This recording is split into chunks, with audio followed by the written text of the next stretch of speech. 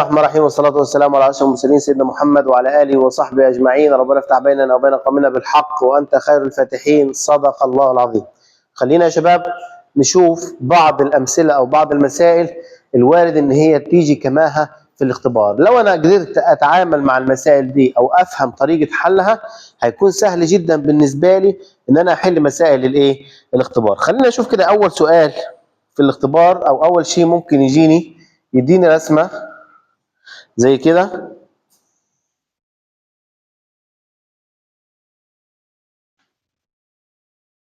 ويقول لي لو انا عندي الزاويه ديت 140 درجه وكتب لي هنا س، فان اوجد قياس س. قياس زاويه س، كلنا يا استاذ احنا عارفين ان دي زاويه مستقيمه. زاويه يا استاذ مستقيمه. قياس الزاويه المستقيمه 180 درجه. يبقى لو هو يريد قياس زاويه س يا استاذ اقول له قياس س تساوي 180 درجه ناقص الزاويه اللي هو معطيني اياها 40 درجه يساوي 40 درجه. استاذ انا طيب يا استاذ لو العكس يا استاذ مؤمن، يعني مثلا لو هو اعطاني الزاويه اللي هنا كده، لو معطيني الزاويه اللي هنا كده 70 درجه وكان طالب زاويه س اللي هنا يا استاذ، اعمل ايه؟ نفس الفكره. احنا عارفين ان قياس الزاويه المستقيمه، قياس الزاويه المستقيمه بيساوي 180 درجه. فانا عارف يا استاذ ان الاثنين دول زائد بعض هيساوي 180. اعطيني 70، يبقى انا اقول له قياس س هتساوي 180 درجه ناقص 70 درجه يطلع عندي 110 درجه. يبقى في حاله اعطاني رسمه فيها زاويه مجهوله ويريد الزاويه الثانيه، انقص من 100 وكم؟ من 180 درجه. تمام يا استاذ؟ طيب علينا يا استاذ وداخل عندنا اشياء اسمها، داخل عندنا يا استاذ حاجه اسمها الوسيط والوسط والمنوال. لو جيت انا قلت لك اوجد الوسيط للقيم واعطاني قيم زي كده 3 17 5 2 4 1 و9، اعمل ايه يا استاذ؟ قلنا ساعه ما شرحنا لو انت طلب منك الوسيط اول شيء نرتب تصاعدي، يبقى نرتب تصاعديا. يعني ايه يا استاذ؟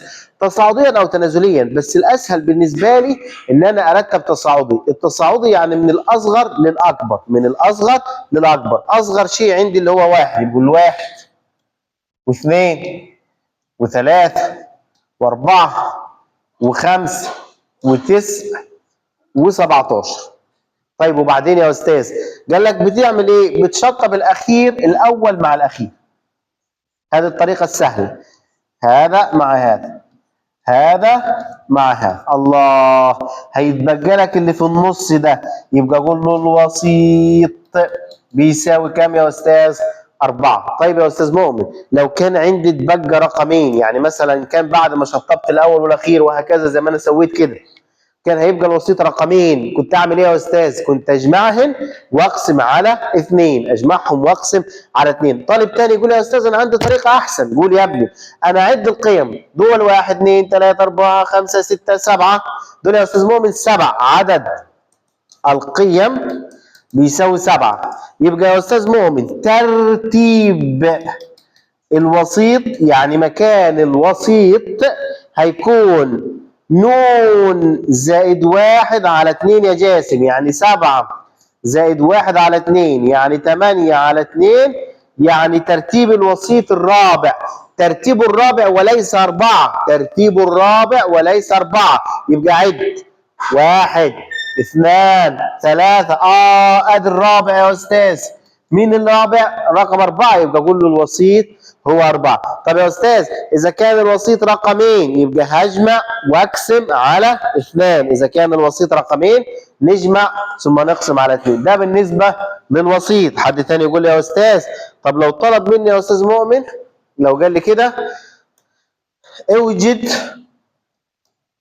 الوسط الحسابي للقيم، وأعطاني الوسط الحسابي هو المتوسط الحسابي 5 30 40 10 15 25 مثلا. تمام. طب يا استاذ احنا عارفين ان الوسط الحسابي مجموع القيم على عددها. الوسط الحسابي او المتوسط الحسابي سواء هذا ولا هذا عبارة عن قانون كلنا عارفينه، مجموع القيم على عددها. اجمع القيم على العدد مالها. طيب يا استاذ اشوف انا عندي كم قيمة واجمعهم، مجموع القيم على عددها يبقى 5 زائد 30 زائد 40 زائد 10 زائد 15 زائد 25 على عددهم 1 2 3 4 5 6 على 6. اروح على آلة الحسابة، يلا عندك نص دقيقة تكون جمعت. اجمع 5 زائد 30 زائد 40 زائد 10 زائد 15 زائد 25 كم طلع؟ المجموع كله ولا الوسط؟ اريد المجموع في الاول. ها يوم اجمع 70 80 85 عندك 100 125 125 على الستة تديني 20 فاصل كم؟ 8. يبقى المتوسط الحسابي هو 20.8. ممكن يا استاذ الوسط الحسابي يطلع عدد صحيح. طب لو انا يا استاذ زودت رقم براحتي، انما اللي اريدك تعرفه ان المتوسط الحسابي هو مجموع القيم على عددها، مجموع القيم على عددها. تمام. طيب لو انا جيت في سؤال وقلنا بالنسبه للمضلعات، خدنا يا استاذ مؤمن المضلعات، وليكن مضلع كم هذا المضلع.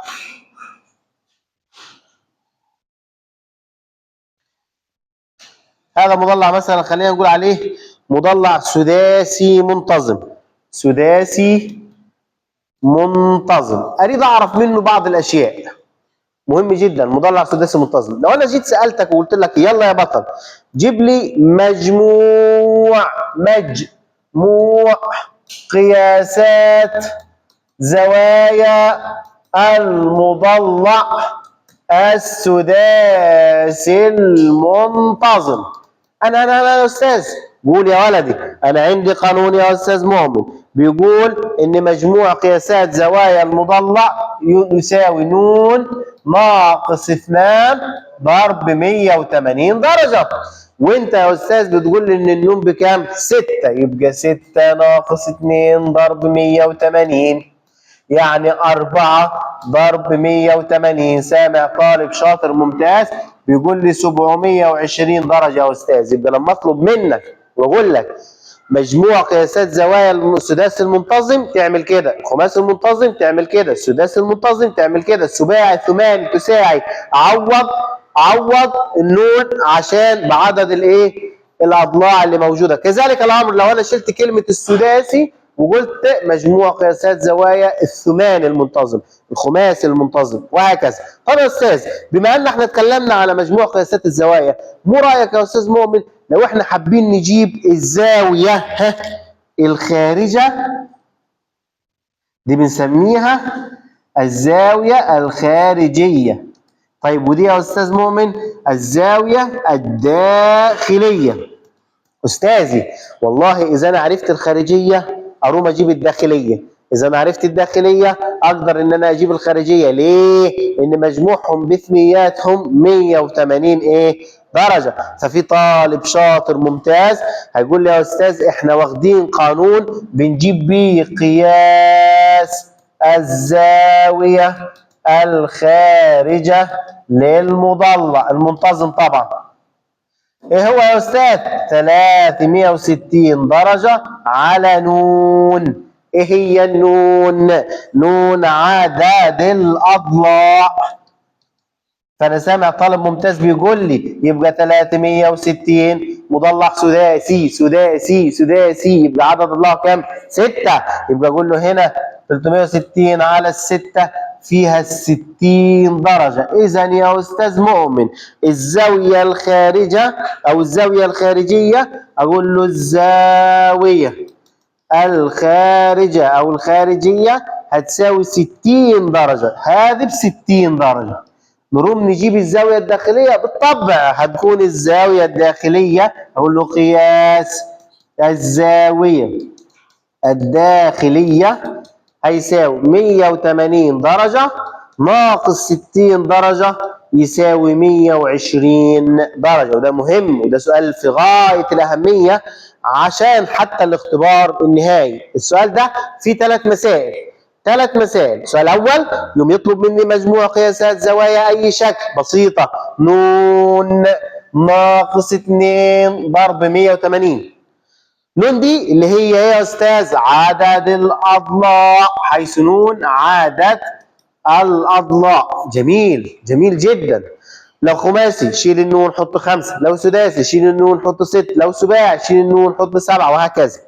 طيب لو اريد اجيب زاويه واحده، الزاويه الخارجه، قال لك ايضا في قانون لو انت تريد تجيب الزاويه الخارجه 360 تقسيم نون، حيث النون هي عدد اضلاع المضلع المنتظم.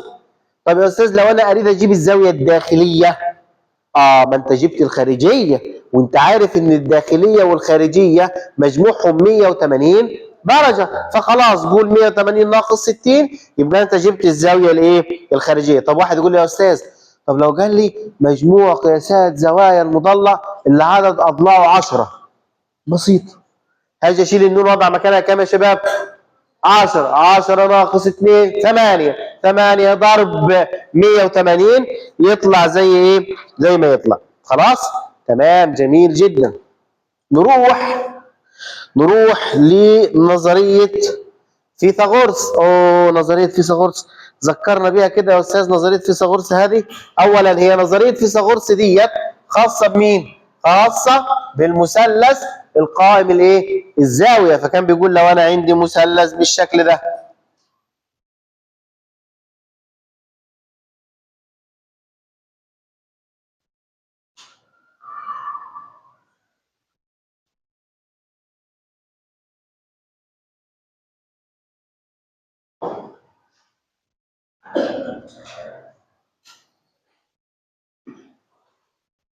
لو انا عندي مثلث زي هذا المثلث ألف باء جيم، ده مثلث قائم الزاوية.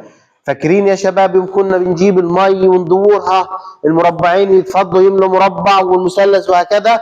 كانت بتقول نظرية فيثاغورس للتذكير عشان جاي عليها سؤال حتى في الاختبار النهائي، إن ده اسمه واطر، وهذا اسمه ضلع، وهذا أيضا اسمه ضلع. كنا بنقول ملخص النظرية لو أنا أريد الواطر، إذا أنا أريد ألف جيم تربيع، أعمل إيه يا أستاذ؟ أربع الضلعين الآخرين وأعمل إيه؟ واجمع، يعني أربعهم واجمع. بمعنى يا أستاذ لو أنا عندي هذا ب3 سم وعندي هذا ب4 سم، وجيت قلت لك يلا يا بطل جيب لنا ألف جيم، أنا يا أستاذ أربع الألف باء 3 تربيع، أربع الباء جيم 4 تربيع، حسبت تشتغل 9 زائد 16 25. ده مين ده؟ ده ألف جيم تربيع. طب أنا أريد يا أستاذ ألف جيم فقط، يبقى ألف جيم يساوي جذر 25 تطلع 5 إيه؟ سم، يبقى دي كمان ب5 سم. ده في حالة الوتر. إذا كان المطلوب الوتر أربع واجمع، وبعد ما أجمع أجيب الإيه؟ الجذر. ربع واجمع جيب الجذر، ربع واجمع جيب الجذر في حالة الوتر. نربع ثم نجمع ثم نوجد الجذر. طيب يا أستاذ أنا عندي سؤال يا أستاذ مؤمن، اتفضل.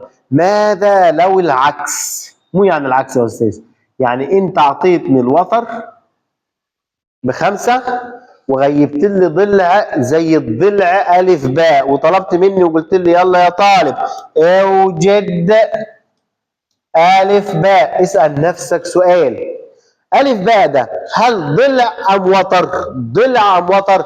أستاذ ضلع. إذا كان المجهول ضلع فاحنا هنربع ونطرح، ونطرح الصغير من الكبير. يعني انا اقول له الف باء تربيع هيساوي يا أستاذ ألف جيم تربيع ناقص باء جيم تربيع. ألف جيم يبقى 5 تربيع ناقص 4 تربيع